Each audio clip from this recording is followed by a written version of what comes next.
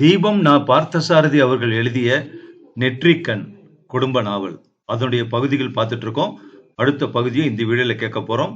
இதுக்கு முந்தின பகுதிகளுடைய லிங்க் இந்த வீடியோ டிஸ்கிரிப்ஷன்ல இருக்கு. இப்ப இந்த பகுதி கேட்கலாமா?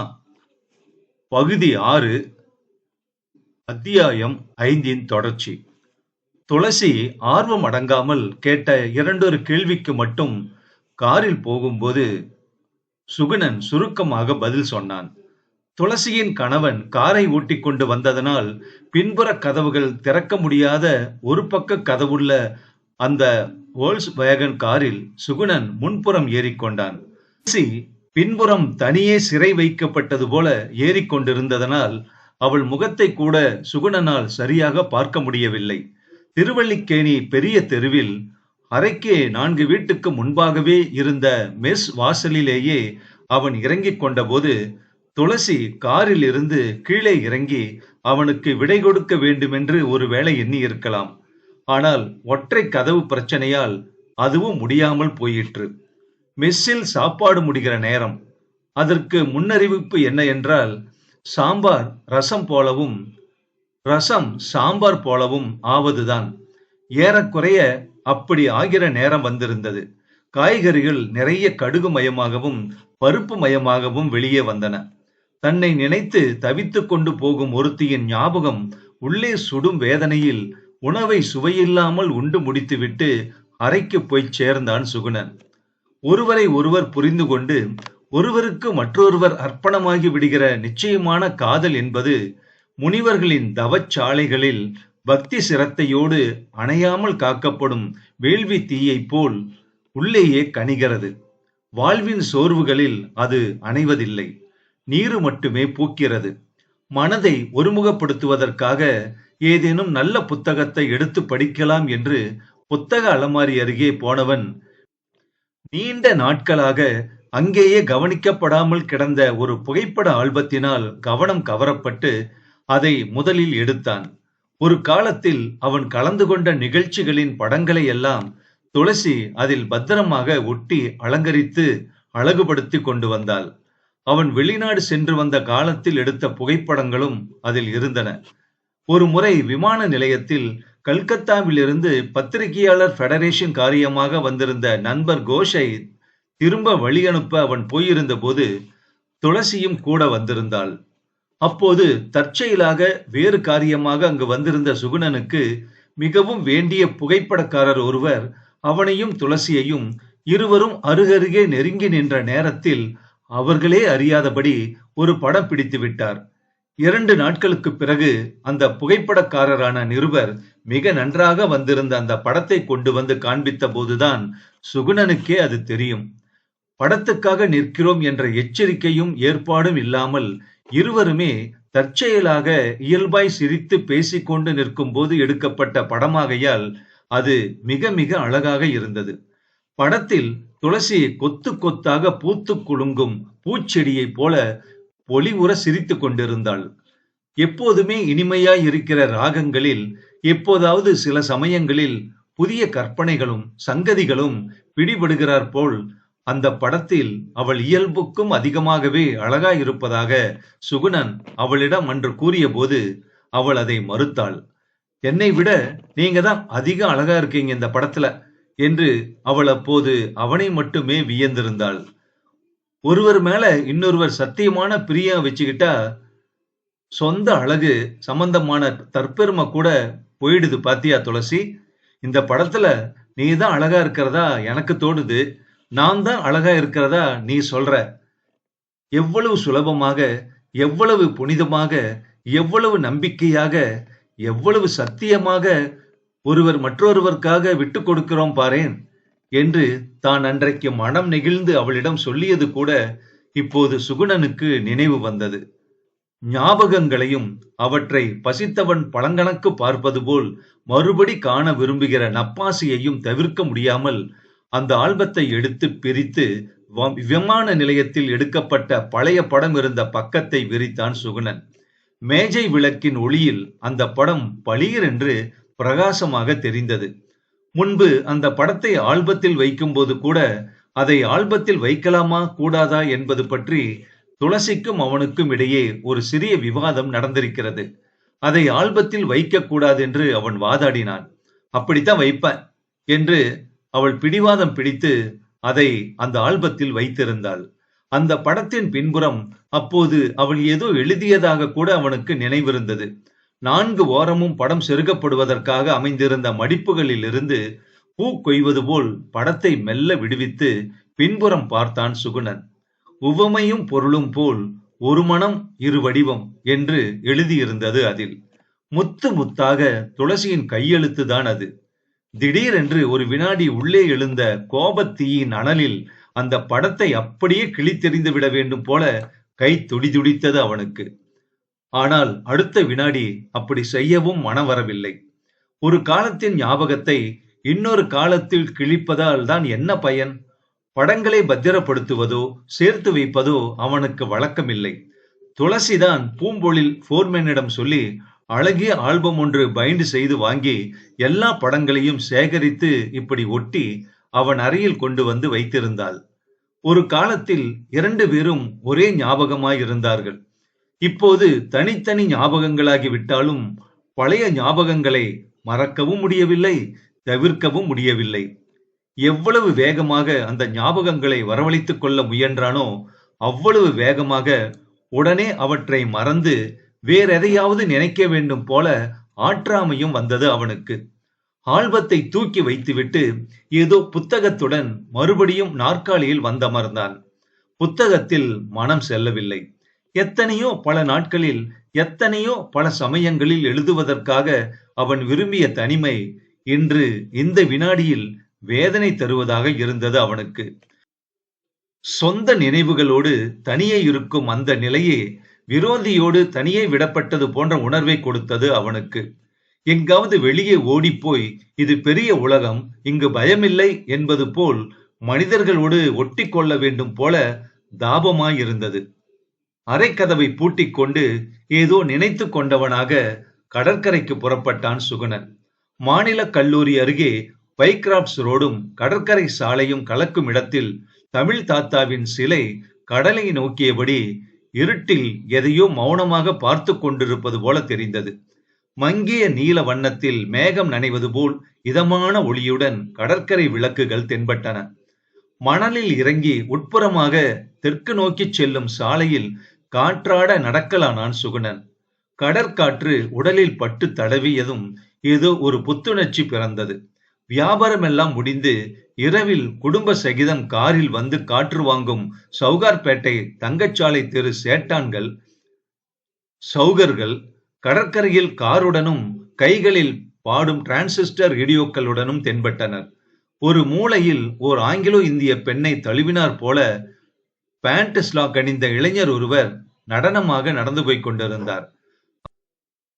அவன் போய்கொண்டிருந்த சாலையில் அவனுக்கு நேர் எதிர் திசையில் அவனை கடந்து விரைந்த பெரிய கார் ஒன்றில் இருந்து ஒரு கணம் காற்றோடு வந்து பாய்ந்த உயர்தர சென்ட் வாசனை, மல்லிகைப்பூ மனம், கடற்கரை மேக குவியலில் அடங்கி தெரியும் சிறிய நிலவு, தொலைவில் டிரான்சிஸ்டரில் இருந்து கேட்கும் லதா மங்கேஷ்கரின் நளினமான குரல் எல்லாமாக சேர்ந்து ஏதோ பெரிதாக கற்பனை செய்ய வேண்டும் போல அவன் மனதை கிளறச் செய்தன.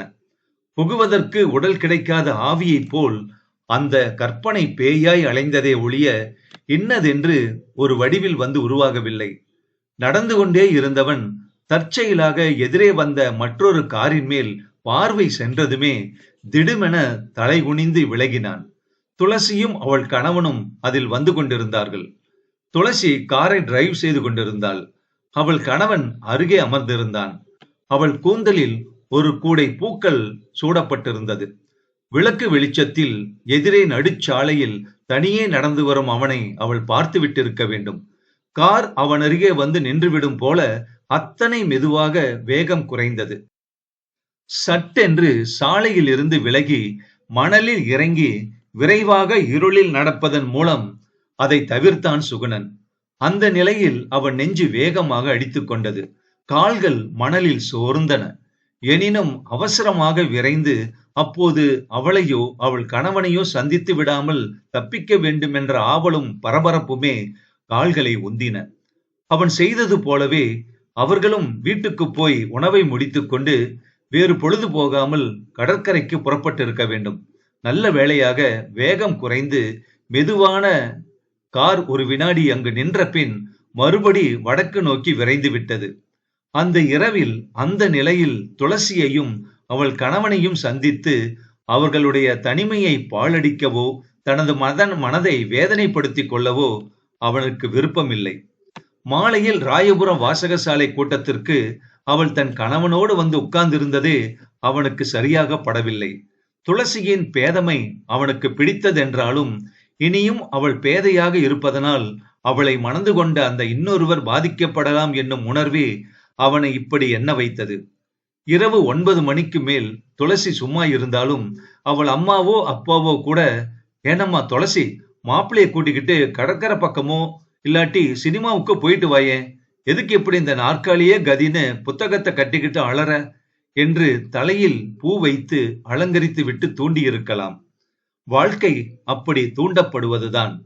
புதிதாக மணமானவர்கள் மேல் எல்லோரும் காண்பிக்கிற பொது கருணை அல்லது பெருந்தன்மை இதுதான் என்பதை அவனால் உணர முடிந்தது. காரை ஓட்டிக்கொண்டு வந்த துளசி தன்னை பார்த்து விட்டாள் என்றுதான் அவனுக்கு தோன்றியது.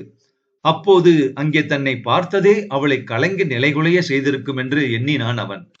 கணவன் ஒன்று கேட்க அவள் ஒன்று பதில் சொல்ல, நினைவு ஒருபுறம் உடல் ஒரு புறமாக அடுத்த சில மணி நேரங்கள் அவள் தத்தளிப்பதாக அவனால் கற்பனை செய்யவும் முடிந்தது. அவளுக்கு அந்த நிலைமையை உண்டாக்கியதற்காக தன்னைத்தானே கடிந்து கொண்டான் அவன். எவ்வளவு சுலபமாக, எவ்வளவு புனிதமாக, எவ்வளவு நம்பிக்கையாக, எவ்வளவு சத்தியமாக ஒருவர் மற்றொருவருக்கு விட்டு கொடுக்கிறோம் பாரேன் என்ற தன் வாக்கியத்தை நினைவு கூர்ந்தான் அவன். இன்னும் அதிகபட்சமாக, இன்னும் பெருந்தன்மையாக இந்த வேதனையை மறந்து அமைதி அடைகிற அளவு விட்டு கொடுக்கும் பக்குவம் தனக்கு வரவேண்டும் என்று அவனுக்கு தோன்றியது. மோகத்தை கொன்றுவிடு, அல்லால் என் மூச்சை நிறுத்திவிடு என்று பாரதி பாடியிருப்பது எத்தனை பொருத்தமாய் இருக்கிறது என்று இந்த வினாடியில் வியந்தான் அவன். மோகத்தை பொறுத்தவரையில் அது ஒரு சுகமான நம்பிக்கை. அந்த நம்பிக்கை மனிதனிடமிருந்து அழியவும் நேரலாம். ஆனால் அதுவே மனிதனை அழிக்க விட்டுவிடக் கூடாதுதான். எலியட்ஸ் ரோடு காந்தி சிலை பகுதி கடற்கரை வரை நடந்து வந்தாகிவிட்டது. மறுபடியும் வந்த வழியே திரும்பினால் துளசியை சந்திக்க நேருமோ என்ற பயத்தில் காந்தி சிலை அருகே மேலே ஏறி கடற்கரை சாலையில் திரும்பி நடந்தான் சுகுணன். கடற்கரையை விட்டு நீங்கி விரைவில் அறைக்கு திரும்பினால் போதும் போல மனதில் விரைவு மூண்டிருந்தது. யாரை தவிர்க்க விரும்புகிறோமோ அவர்களையே மறுபடி சந்திக்க நேர்கிற அளவுக்கு இந்த உலகம் எத்தனை சிறியதாக இருக்கிறது என்று உலகத்தை எண்ணி வியந்தபடி அவன் தன் அறைக்கு போய் சேர்ந்தான். சுகுணனுக்கு தன் மனதின் வேதனையை எதிலாவது கொட்ட வேண்டும் போல் இருந்தது. எதை எழுதினாலும் அதில் மனவேதனைதான் சுருதி சேரும் போல் ஒரு தவிப்பு உந்தியது. அமைதியான இரவில் கடற்கரை தாளம்பூ என்ற பெயரில் ஒரு கவிதை எழுதினான் அவன். பூத்து பொழிந்திருந்தாய் நரும் பூவே, பொன்னின் மெருகேறி பொலிமின்னின் ஒளியேறி கீற்று வெடித்திருந்தாய், மனம் என்னும் காற்று தேரேறி கன்னிமை கணிந்திருந்தாய், நேற்று மலர்ந்தது நீ அறிவாய், உப்பு நெடுங்கடல் தானறியும், உவர்க்கரை மணலறியும், வேற்று மனிதர்கள் யார் அறிவார், ஒரு வேதனை பேசிடும் உள்ளம் மனமானால் சாற்ற பிறரில்லை, பொய் சார கரமில்லை, சரிய தோளில்லை, ஏற்று சூட குழலில்லை, சொல்லெடுத்து மொழிய கவியில்லை, இணைத்து மொழிய பதமில்லை, போற்ற முடியா காதல் போல் உயிர் போம் வரை வேம் வெஞ்சம் வேம் வரை போம் நினைவு நாற்றில் மடியும் பயிர் போல, வெறும் நாற்றக் கடலுள் சிறு மடலாய் நானும் நீயும் உதிர்ந்திடுவோம். நினைப்பின் தற்செயலான வார்ப்பில் கவிதை எப்படி வந்ததோ அப்படியே அதை எழுதிவிட்டு அவன் உறங்கச் சென்றபோது மணி 11:30 மேல் ஆகியிருந்தது. சில இடங்களில் பதங்களை மாற்றி சொல் மெருகும் பொருள் மெருகும் கொடுத்து ஓசை நயத்தை செப்பனிட வேண்டும் போல தோன்றினாலும் அப்போது அதை செய்ய இயலாமல் சோர்வு வந்து தடுத்தது. காலையில் அதை செய்து கொள்ளலாம் என்று எண்ணி சுகுணன் கவிதையை அப்படியே விட்டிருந்தான். தூங்கத் தொடங்கிய போது மணி என்ன இருக்கும் என்று நினைவு இராத ஏதோ ஒரு நூலிலை வினாடியில் தூக்கம் அவனை பற்றி ஆண்டிருந்தது. ஆனால் ஒரு வினாடிதான் தூங்கி முடிந்தது போல் இருந்தது அவனுக்கு. அதற்குள் வேகமாக பொழுது விடிந்து விட்டது. அந்த கன நேரத்தை போன்ற ஆழ்ந்த தூக்கத்திலும் அவன் ஒரு கனவு கண்டிருந்தான்.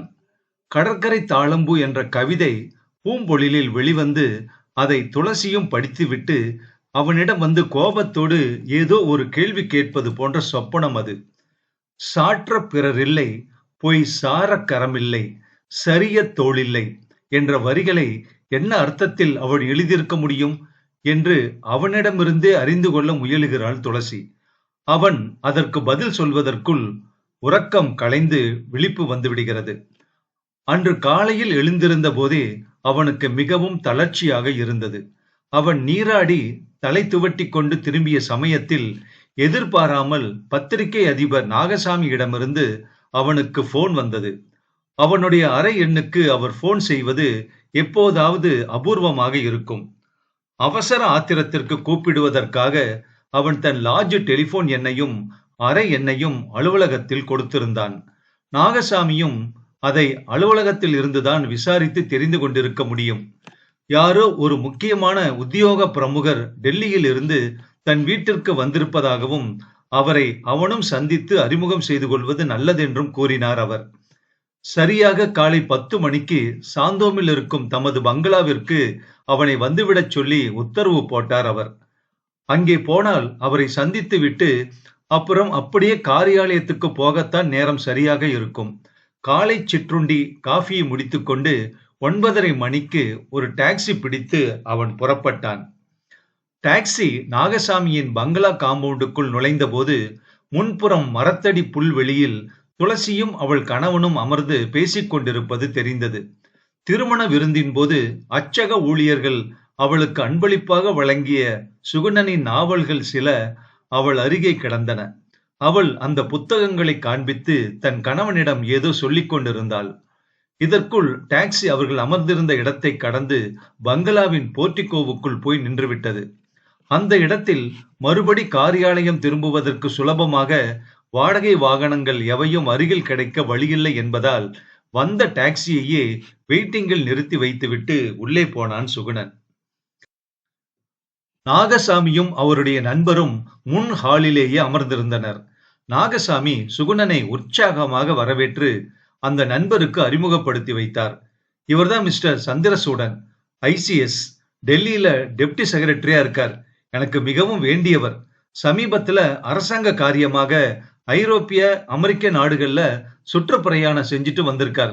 லிட்ரேச்சர்ல கூட ரொம்ப ஈடுபாடு உண்டு என்று நாகசாமி சொல்லிக்கொண்டே வந்தபோது பைப்பில் புகைத்து கொண்டிருந்த அந்த ஐசிஎஸ் அதிகாரி பைப்பை வாயில் இருந்து எடுத்துவிட்டு, தமிழ்ல நான் அதிகம் படிச்சதில்ல, மன்னிக்கணும். லிட்ரேச்சர்னு நாகசாமி சொன்னத இங்கிலீஷ் என்று மட்டும்தான் எடுத்துக்கணும் என்று குறுக்கிட்டார். அப்படியா, மிக்க மகிழ்ச்சி என்று ஒப்புக்கு பதில் சொல்லி வைத்தான் சுகுணன். அவனுக்காக நாகசாமி வரவழைத்த காஃபியை குடித்துவிட்டு அவன் தலை நிமிர்ந்ததும் ஐசிஎஸ் அதிகாரி அவனிடம் ஒரு கேள்வி கேட்டார். தமிழ்ல ஸ்டாண்டர்டா இதுவரைக்கும் ஒண்ணுமே வரல போல இருக்கே, நீங்க என்ன நினைக்கிறீங்க மிஸ்டர் சுகுணன்? சுகுணனுக்கு கடுமையான கோபம் வந்தது. ஆனால் அதை அடக்கிக் கொண்டு, ஸ்டாண்டர்டுனா நீங்க எதை அளவுகோலா வச்சுக்கிட்டு சொல்றீங்க அல்லது அனுமானிக்கிறீங்க என்று கேட்டான் சுகுணன். இல்ல இல்ல, எனக்கு தெரிஞ்ச மட்டும் தான் நான் சொல்றேன். உங்களுக்கு தான் தமிழ்ல அதிகம் பரிச்சயம் இல்லைன்னு நீங்களே முதல்ல சொல்லிட்டீங்களே என்று அந்த கேள்வியின் கடுமை எதிராளிக்கு தெரிந்து விடாதபடி சிரித்துக்கொண்டே அவரை கேட்டான். அந்த விவாதத்தை தவிர்க்க விரும்பிய நாகசாமி நடுவில் குறுக்கிட்டு, அது இருக்கட்டும், இப்போ நம்ம சந்திரசூடன் ஒரு காரியம் செஞ்சிருக்கார். அவர் சுற்றி பார்த்த நாடுகளை பத்தி ஆங்கிலத்துல மிக அற்புதமா ஒரு பிரயாண கட்டுர தொடர் எழுதியிருக்கார். அதை நாம ஏதாவது பயன்படுத்திக்க வேணும்னு எனக்கு ஆசை என்றார் நாகசாமி. இதை சொல்லிய அளவில் சந்திரசூடன் ஐசிஎஸ் முகம் மலர்ந்தார். சுகுணன் பரிதாபமாக நாகசாமி மேலும் என்ன சொல்ல போகிறாரோ என்பதற்காக அவர் முகத்தை பார்த்தான்.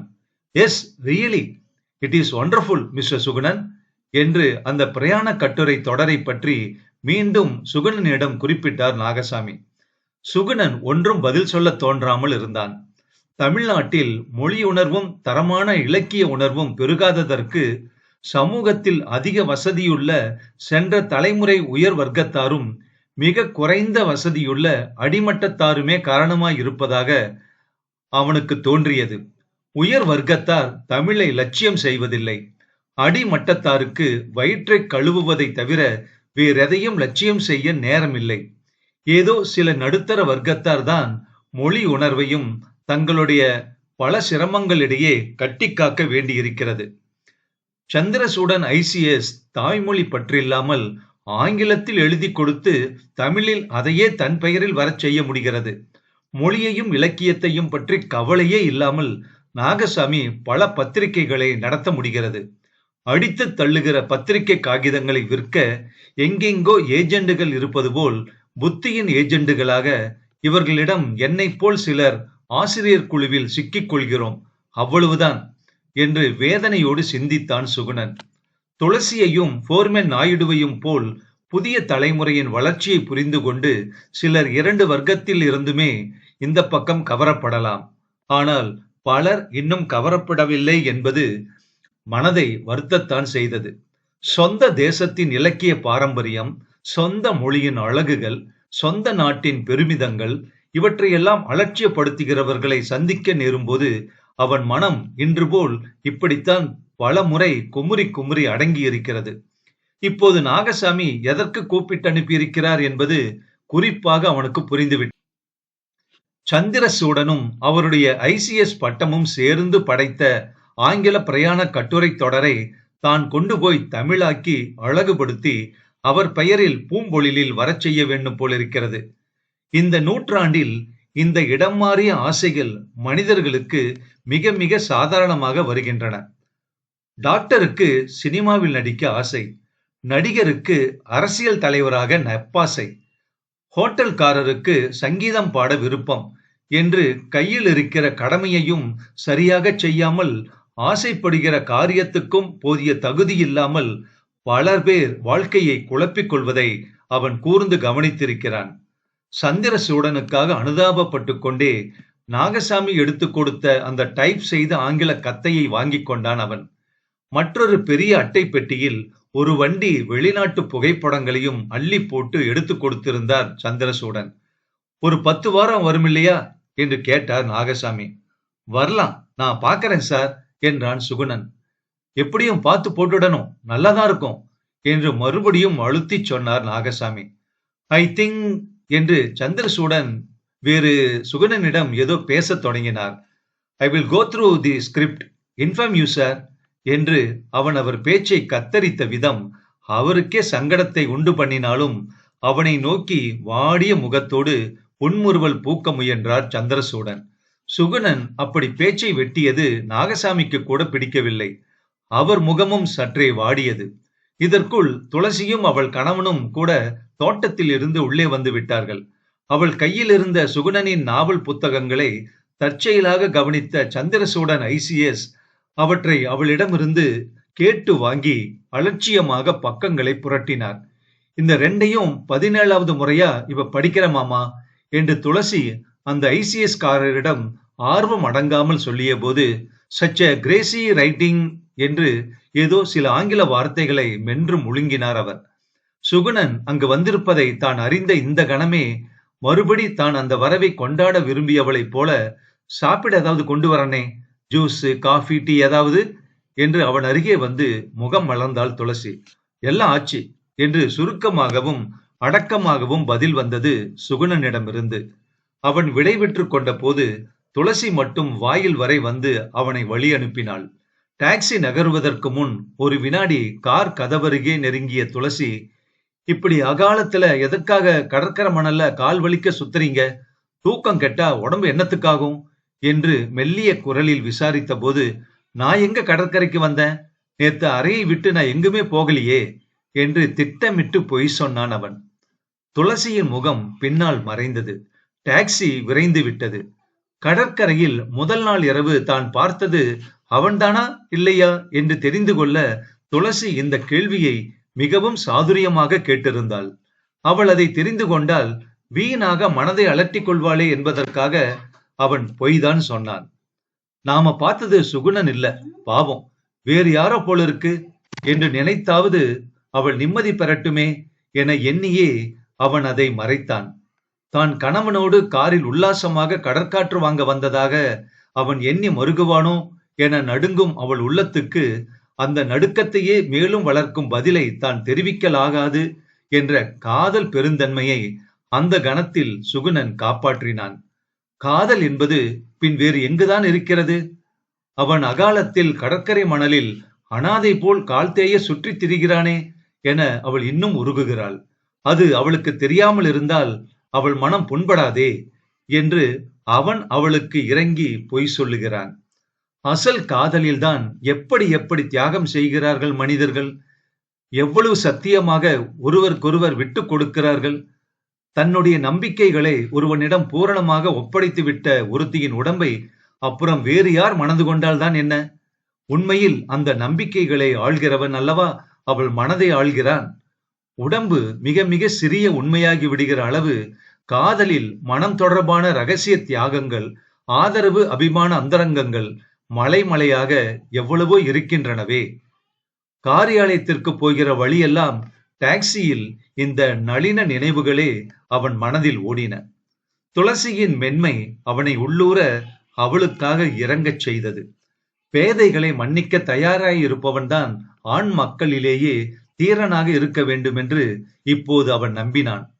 துளசியை கடந்த சில நாட்களில், சில சொற்களில், சில வாக்கியங்களில், சில சந்தர்ப்பங்களில் தான் புண்படுத்தினார் போல் நடந்து கொண்டதற்காக கூட அவன் மனம் இப்போது தனக்கு உள்ளேயே வருந்தி அழுதது. நரம்புகளில் முறுக்கு தளர்ந்ததும் வாத்தியங்களின் இசையில் இனிமை குறைவது போல உடம்பை கட்டியாளும் காதலில் நாதக்கட்டு குலைந்து அபஸ்வரம் விழுகிற நேரமும் வரலாம். மனதை கட்டியாளும் காதல் என்றும் சுருதி பேதமில்லாது இருப்பதற்கு உவமையே தேட வேண்டியதில்லை என அவன் எண்ணினான். அவன் காரியாலயத்திற்குள் நுழைந்ததும் நுழையாததுமாக ஷர்மா அவனுடைய அறைக்கு தேடி வந்திருந்தார். உங்ககிட்ட நாகசாமி சந்திரசூடன் ஐசிஎஸோட டிராவல் எஸ்எஸ் ஏதாவது கொடுத்திருக்காராமே? ஆமா, அதுக்கு என்ன வந்தது இப்போ? ஒன்னும் வரல. இப்பதான் இந்த விவரத்தை எனக்கும் போன் பண்ணி சொன்னாரு. என்ன செய்ய சொன்னார் உங்களை? கேட்டான் சுகுணன். ஷர்மா இதற்கு சரியாக பதில் சொல்லாமல் மழுப்பினார். நாகசாமியிடம் ஒரு கெட்ட குணம் உண்டு. ஒரே காரியத்தை ஒரே சமயத்தில் 10 பேரிடம் சொல்லி வைப்பார். அதனால் 10 பேருக்கும் அந்த காரியத்தின் மேல் சிரத்தை வராது. அவரை போல் மனிதர்கள் மேல் அவநம்பிக்கைப்படும் பிறவி உலகில் வேறொன்று இருக்கவே முடியாது. தன்னை கூப்பிட்டு அதை கொடுத்துவிட்டு அதற்கு மேலும் அவநம்பிக்கையோடு நாகசாமி அதே விஷயத்தை ஷர்மாவுக்கும் போன் செய்திருப்பதை அவன் விரும்பவில்லை. ஷர்மாவோ மேலும் மேலும் அவனை துளைத்தெடுத்தார். கட்டுரை எப்படி இருக்கு? ஏதாவது தேருமா? கேட்டார் அவர்.